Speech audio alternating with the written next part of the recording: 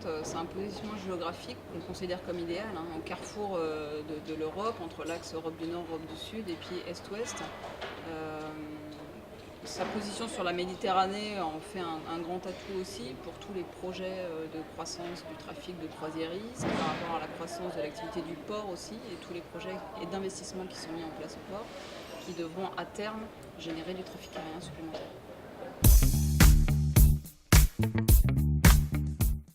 Au niveau monde, la croissance se situe plutôt autour de 4,5%, donc ça fait toute la différence. Et toute la croissance des prochaines années, des 10, 20, 30 prochaines années, se situera, enfin en tout cas prendra naissance dans les pays émergents.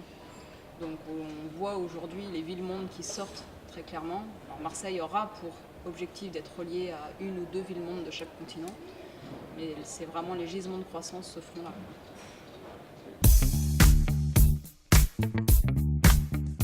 Oui, c'est ça. Turkish Airlines, c'est en effet Istanbul. Enfin, la Turquie peut être considérée comme un pays émergent. Les aéroports de Turquie sont les aéroports qui progressent le plus en Europe. L'aéroport d'Istanbul deviendra à terme le plus gros aéroport du monde. Donc on a déjà accueilli l'an dernier en fait Turkish Airlines, donc on a un projet de développer notre dessert avec Turkish, mais elle est déjà installée. Par contre, Emirates, les compagnies du Golfe, bien sûr, on discute avec elles, on discute aussi avec les compagnies chinoises.